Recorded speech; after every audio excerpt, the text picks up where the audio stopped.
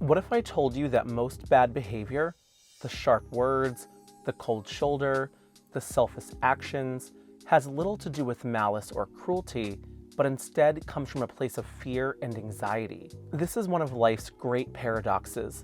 We judge people harshly for their actions, while often ignoring the vulnerable emotions driving them. Emotionally intelligent people understand this truth, not because they are somehow immune to frustration or hurt, but because they've learned to see beyond the behavior to the deeper struggles beneath it. Think about this for a moment. How often do you find yourself reacting to someone else's bad behavior with anger or defensiveness? Someone cuts you off in traffic, and you immediately assume they're inconsiderate. A friend withdraws from you, and you interpret it as indifference. A partner lashes out, and you take it as a personal attack. These responses are natural, even instinctive. But what if you could pause in those moments and ask yourself a different question? What might this person be afraid of? Fear, at its core, is one of the most primal human experiences. From the moment we are born, we are hardwired to seek safety, to avoid pain, and to protect ourselves from harm. In the modern world, however, the threats we face are rarely physical. Instead, they take the form of emotional and psychological vulnerabilities. Fear of failure, fear of rejection, fear of inadequacy, fear of losing control. These fears are subtle but powerful, shaping our thoughts, our feelings, and ultimately our behavior. Now, here's where it gets complicated. Most people aren't even aware of the fears driving their actions. Fear operates quietly, beneath the surface of our consciousness, influencing us in ways we don't fully understand. When someone lashes out in anger, for example, it's often not because they want to hurt you, but because they feel threatened. When someone withdraws or avoids conflict, it's rarely because they don't care, but because they're afraid of the discomfort or vulnerability that confrontation requires. What we see as selfishness or coldness is often just wearing a different mask. And then there's anxiety, fear's restless companion. Anxiety takes fear and amplifies it, making every situation feel more urgent, every problem more overwhelming. It pushes people to seek control in uncontrollable situations. The micromanaging boss, for example, may seem overbearing, but beneath that behavior is often a deep anxiety about failure. The friend who cancels plans repeatedly may not be flaky, but paralyzed by social anxiety, fearing they'll say the wrong thing or be judged. Anxiety doesn't excuse bad behavior, but it explains why some people act in ways that seem irrational or hurtful. When you start to see the world through this lens, everything begins to shift. You realize that much of what we label as bad behavior isn't really about the other person's character.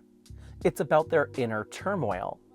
This doesn't mean we ignore the impact of their actions or excuse harmful behavior, but it does mean we approach situations with a deeper sense of empathy and understanding.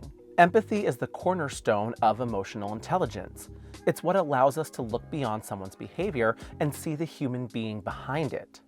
When someone snaps at you, instead of snapping back, you might pause and wonder, what's going on with them today? Maybe they're overwhelmed, carrying a weight you can't see. When a loved one shuts down emotionally, you might ask yourself, what fear could be keeping them from opening up? Empathy doesn't mean tolerating abuse or ignoring boundaries. It means responding with curiosity instead of judgment. But emotional intelligence isn't just about understanding others, it's also about understanding ourselves. We're not immune to fear and anxiety.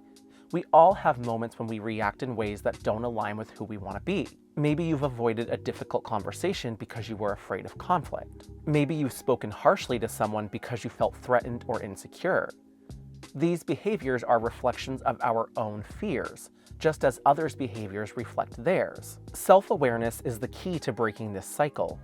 When you begin to notice your own patterns, how fear shows up in your life and how it shapes your actions, you reclaim your power.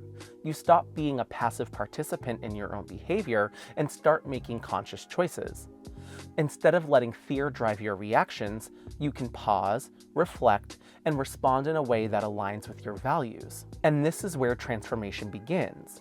When you stop reacting to fear, whether it's your own or someone else's, you create space for something greater, Connection. You start to see shared humanity in every interaction. The person who lashes out isn't your enemy. They're someone who's hurting, just like you've hurt before. The friend who withdraws isn't rejecting you. They're struggling with their own inner demons, just as you've struggled with yours. This shift in perspective doesn't just change your relationship, it changes you. You begin to realize that fear and anxiety are universal. They're not weaknesses or flaws, they're part of what it means to be human. And when you embrace this truth, you stop seeing bad behavior as a personal attack and start seeing it as a call for understanding. This doesn't mean you tolerate everything or ignore boundaries. It means you approach life with a sense of compassion for yourself and for others. In the end, emotionally intelligent people know that most bad behavior is just fear in disguise. When you strip away the layers of anger, avoidance, or control, you often find a person who is simply trying to feel safe in a world that feels overwhelming. And when you meet that person with empathy instead of judgment, you not only help them, you free yourself. You free yourself from the need to control, the need to retaliate, the need to protect your ego. You step into a space where connection and growth are possible, even in the face of conflict. So the next time you encounter bad behavior, pause, breathe, ask yourself, what fear could be driving this? That single question can change everything. It's an invitation to look beyond the surface and see the truth of our shared humanity. Because at the end of the day, we're all navigating the same struggles, trying to find our way in an unpredictable world. And the more we understand this, the more we create a world where fear loses its power and empathy takes its place. If this video resonated with you, then make sure you subscribe to the channel and watch one of my other videos on the side of the screen. Thank you so much for spending your time with me today, and I'll see you next time. Bye-bye.